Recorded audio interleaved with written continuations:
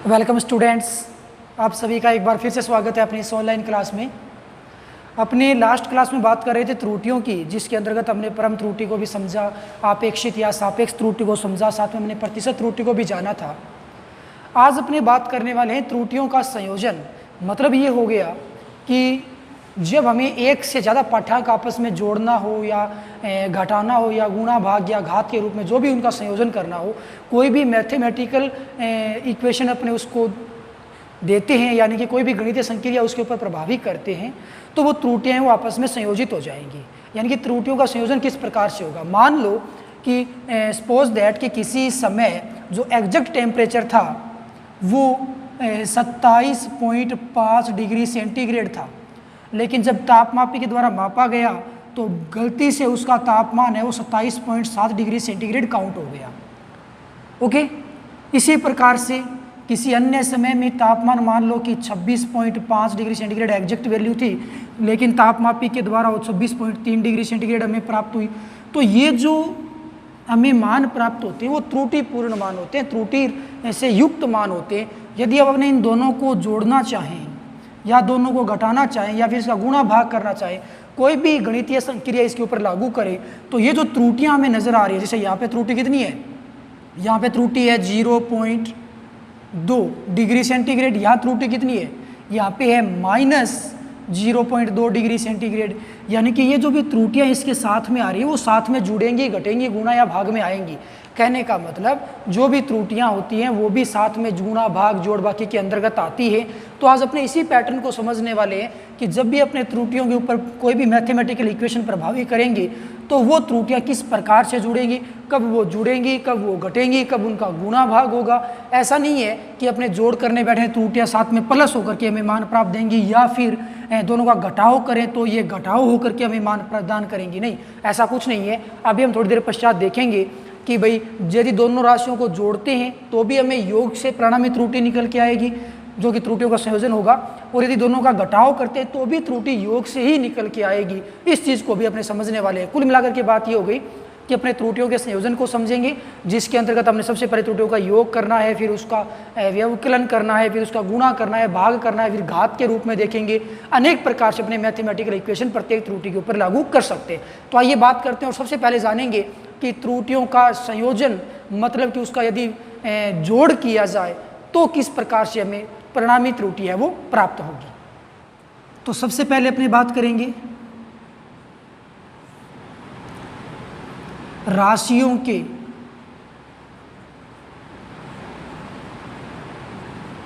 योग के कारण त्रुटि।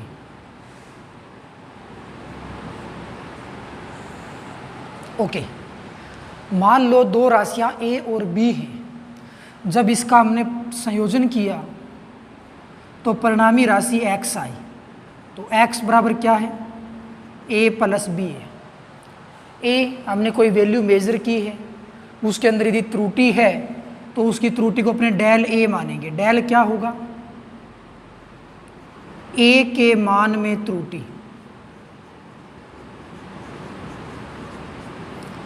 b के मान में त्रुटि को आप डेल b मान लो। डेल b क्या होगा, b के मान में त्रुटि।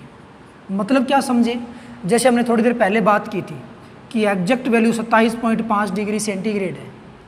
जब हमने मेज़र किया तो ये 27.7 डिग्री सेंटीग्रेड आई। तो ये तो एग्जैक्ट वैल्यू है, ये तो a का मान हो गया अपने इस क्वेश्चन के अकॉर्डिंग। यहाँ पे प्लस 0.2 डिग्री सेंटीग्रेड हमें बढ़ा हुआ मान प्राप्त हो रहा है। तो ये जो आ रहा है वो त्रुटि हो गया। तो ये यहाँ पे डेल a होगा। तो a एग्जैक्ट वैल्यू होगी और डेल a उस a के मान में जितनी भी त्रुटि आई है वो होगी। इसी प्रकार कोई अन्य मान होगा वो b और a डेल b बन जाएगा।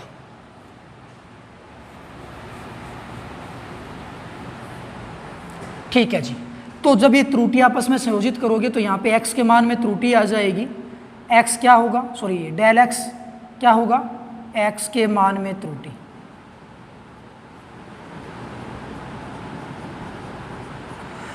तो परिणामी मान कितने बनेंगे, x था प्रारंभिक मान, एग्जैक्ट मान तो x था, उसके मान में त्रुटि है वो डेल x है। तो परिणामी मान x का ये बनेगा x ± डेल x। a का मान त्रुटि डेल a है, तो कंप्लीट जो मान बनेगा वो ए प्लस डेल ए। जैसे अभी थोड़ी देर पहले 27.7 आ रहा था, उसमें त्रुटि भी थी और उसमें एग्जैक्ट मान भी था, वो कुछ इस प्रकार से था, A plus minus del A plus B plus minus del B. हमने किया क्या, ए का जो भी फाइनल मान है वो लिखा, बी का जो भी फाइनल मान है वो लिखा, जिसके कारण एक्स का जो फाइनल मान है वो आ गया। यहाँ प्लस माइनस का क्या चक्कर है, प्लस माइनस का चक्कर ये है कि भी 27.5 डिग्री सेंटीग्रेड एग्जैक्ट मान था, 27.7 डिग्री सेंटीग्रेड त्रुटिपूर्ण मान आ गया, किसी समय त्रुटिपूर्ण मान उसका 26.3 डिग्री सेंटीग्रेड मिला। तो ये जो मान है वो तो एग्जैक्ट मान से ज़्यादा है, यानी कि वैल्यू प्लस में 0.2 डिग्री सेंटीग्रेड है, ये त्रुटि का मान है, डेल ए मान लो। यहाँ पे ये जो वैल्यू है वो प्रारंभिक यानी कि एग्जैक्ट मान से कम है, तो ये माइनस में हमें प्राप्त हो रहा है, ये डेल बी का मान है, दूसरे मान की त्रुटि हो गई। तो यदि जो भी अंतिम मान होता है वो प्रारंभिक यानी कि एग्जैक्ट मान से कम होता है, इसका मतलब वैल्यू माइनस में आती है, यानी कि हमें इतनी त्रुटि है वो इतना मान है वो कम करना पड़ेगा, इतनी त्रुटि आ गई माइनस में, और ज़्यादा है तो वो वैल्यू प्लस में आती है। तो त्रुटि है वो प्लस में और माइनस में दोनों में संभव हो पाती है। अब आप क्या करोगे, अब आप इसको अरेंज कर लो, तो x plus minus del x is equal a plus minus del A plus, हमें योग करना है, योग के कारण दोनों राशियों को हमें क्या करना है, जोड़ना है, b plus minus del B, a plus B, x plus minus del x is equal a plus B, plus minus A मतलब प्लस माइनस डेल ए और प्लस माइनस डेल बी, ये वैल्यू और बचेगी। a प्लस बी किसके बराबर है, x के बराबर है।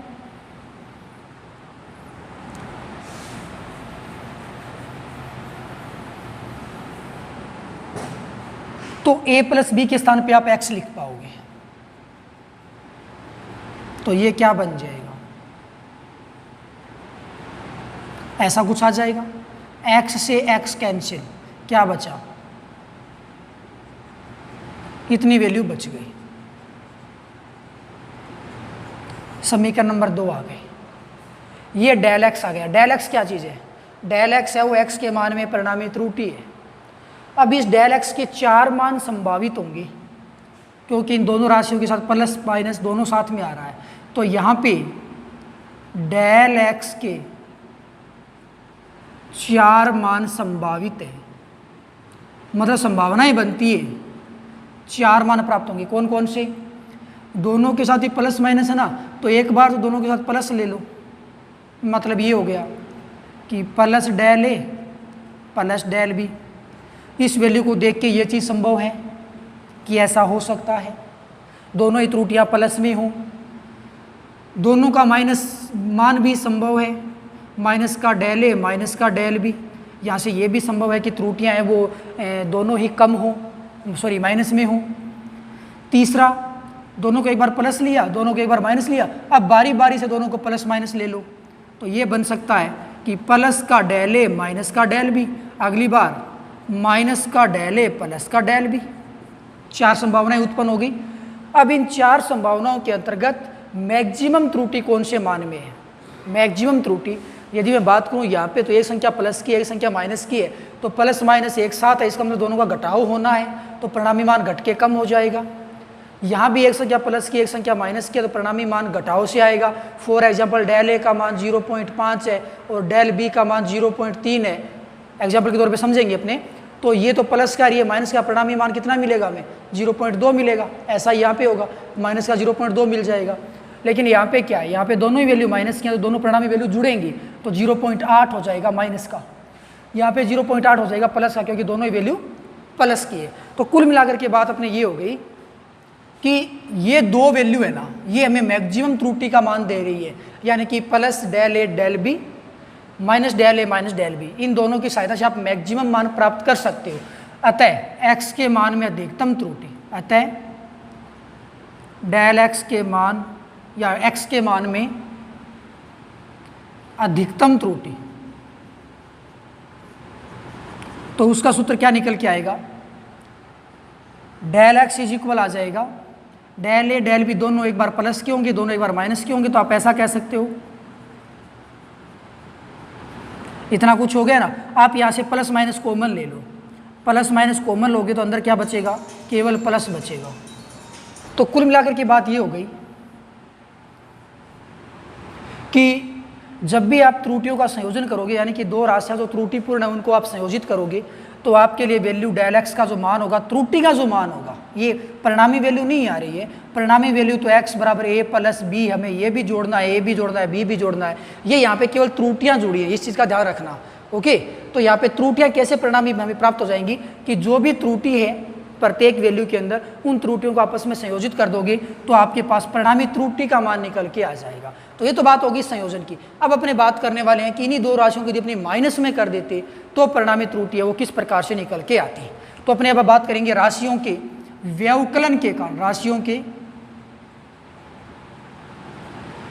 व्यवकलन के कारण त्रुटि आप किस प्रकार से ज्ञात कर पाओगे।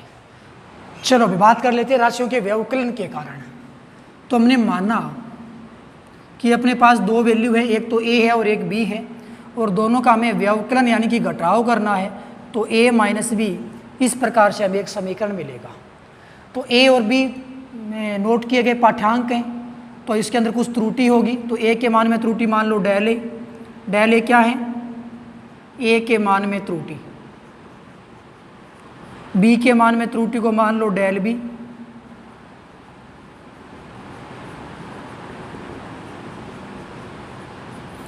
तो भी x के मान में भी त्रुटि आ जाएगी, डेल x मान लिया उसको। ओके, अब आप परिणामी मान ज्ञात कर लो। कैसे ज्ञात करोगे, x का परिणामी मान कितना बनेगा, x त्रुटि भी है, जुड़ भी सकती है, घट भी सकती है। इसी प्रकार a का परिणामी मान a प्लस माइनस डेल ए, यहाँ पे अपने कर रहे हैं घटाओ तो यहाँ पे आएगा माइनस, पिछली बार यहाँ प्लस आया था क्योंकि हम योग कर रहे थे। ये हो जाएगा b plus del b, plus minus दोनों आएगा। ओके, अब इसको अरेंज कर लो, x plus minus del x is equal a minus b. ऐसा बोल सकते हो एक बार के लिए कि a plus minus del A minus b, और माइनस को अंदर मल्टीप्लाई करोगे, अंदर के निशान है वो चेंज हो जाएंगे, तो ये माइनस प्लस बन जाएगा डेल बी। ओके, अब आप क्या करोगे, a माइनस बी एक साथ बन जाएगा, और यहाँ बाहर क्या बचेगा, आप इसमें प्लस माइनस डेल ए और माइनस प्लस डेल बी, तो यहाँ पे प्लस बाहर कॉमन ले लो, प्लस कॉमन ले लो, तो ब्रैकेट में क्या बचेगा, प्लस माइनस डेल ए, निशान जैसे हैं वैसे के वैसे आ जाएंगे। यदि माइनस कॉमन लोगे तो अंदर के निशान चेंज हो जाएंगे, फिर डेल ए के लिए माइनस प्लस होगा, जबकि डेल बी के लिए प्लस माइनस ही रहेगा। ओके, a माइनस बी किसका मान है, x का मान है, तो ये x इस x से क्या हो जाएगा, कैंसिल, ये हो जाएगा यहाँ पे x प्लस माइनस डेल ए minus plus del B, x से x कैंसिल हो गया, तो प्लस माइनस डेल एक्स बराबर क्या बचेगा, प्लस माइनस डेल ए और माइनस प्लस डेल बी। ये समीकरण नंबर 2 आ गए। यहाँ पे जो डेल एक्स की वैल्यू है, इसका मान डेल ए और डेल बी के जोड़ और घटाव से आ रहा है, तो यहाँ भी इस डेल एक्स की 4 संभावित वैल्यू बनेगी। तो डेल एक्स के 4 संभावित मान होंगे।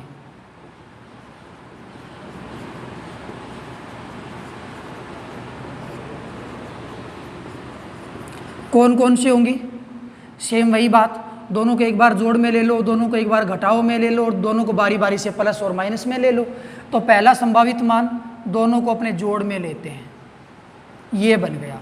दूसरा संभावित मान दोनों को अपने घटाव में लेते हैं, ये बन गया। तीसरा संभावित मान दोनों को बारी बारी से प्लस माइनस ले लो,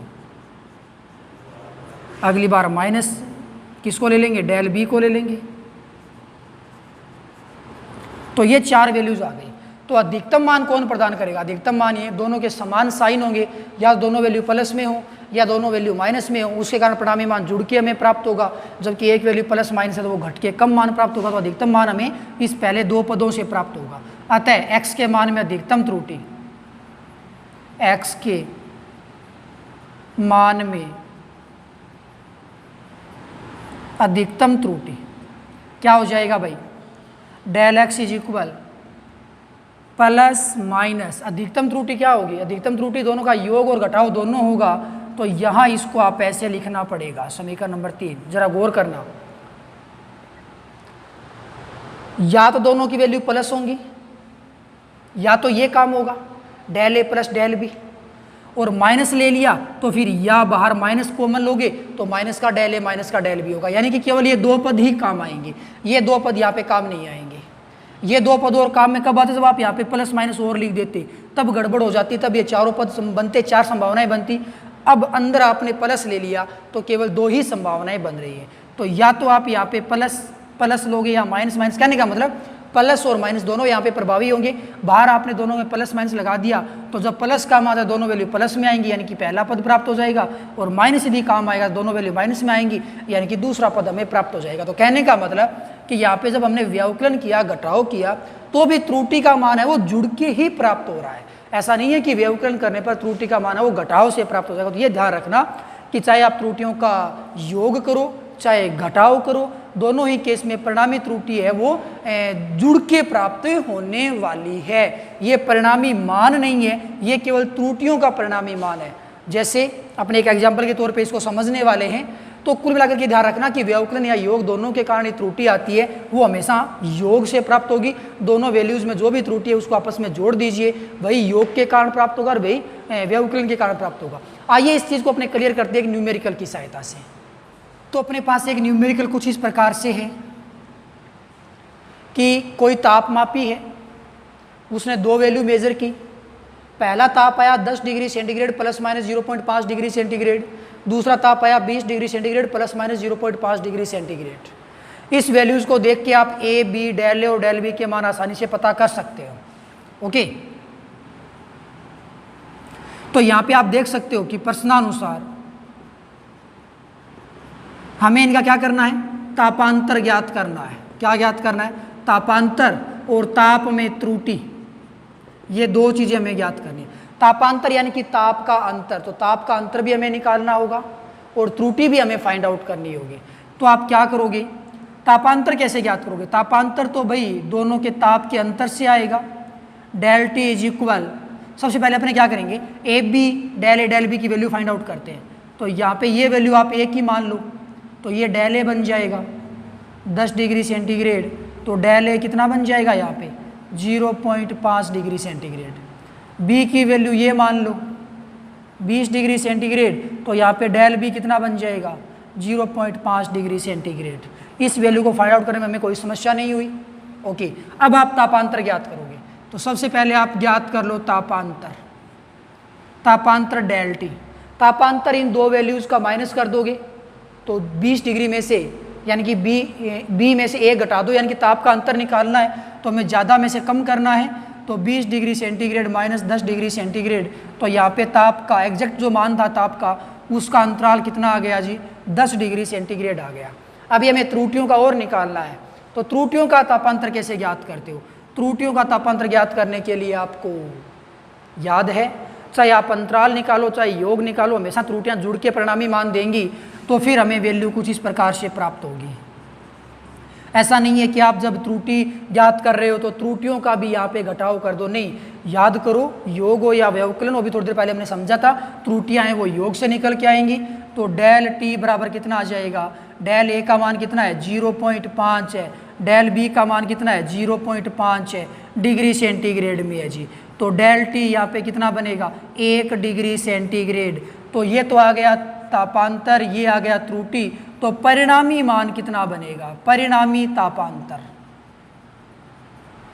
परिणामी तापांतर बच्चों बन जाएगा 10 डिग्री सेंटीग्रेड। तो वास्तविक तापांतर का अंतराल था, त्रुटि थी 1 डिग्री सेंटीग्रेड, तो प्लस माइनस 1 डिग्री सेंटीग्रेड। तो ये परिणामी तापांतर निकल के आएगा 10 degree centigrade plus minus 1 degree centigrade. यहाँ पे समझने वाली बात क्या है, तापांतर को लेकर के सभी स्टूडेंट्स ये जानते हैं कि भैया हमें अंतर देखना है, दो का घटाव करना है, तापांतर आ जाएगा। लेकिन समझने वाली बात यहाँ पे ये है कि जब आप त्रुटि के लिए तापांतर निकालने की कोशिश करोगे तो हमें त्रुटियों को आपस में जोड़ना पड़ेगा, घटाने से वैल्यू नहीं आएगी, जोड़ने पे जो भी वैल्यू आएगी वो कुछ इस प्रकार से हमें प्राप्त होगी, ये परिणामी मान निकल के आएगा। तो ये था अपने पास त्रुटियों का संयोजन और वियोजन यानी कि व्यवकलन के कारण परिणामी त्रुटियाँ किस प्रकार से प्राप्त होती है। आज के लिए बस इतना ही, कल अपने गुणा और भाग के कारण त्रुटियों को समझेंगे। तब तक के लिए बाय, थैंक यू।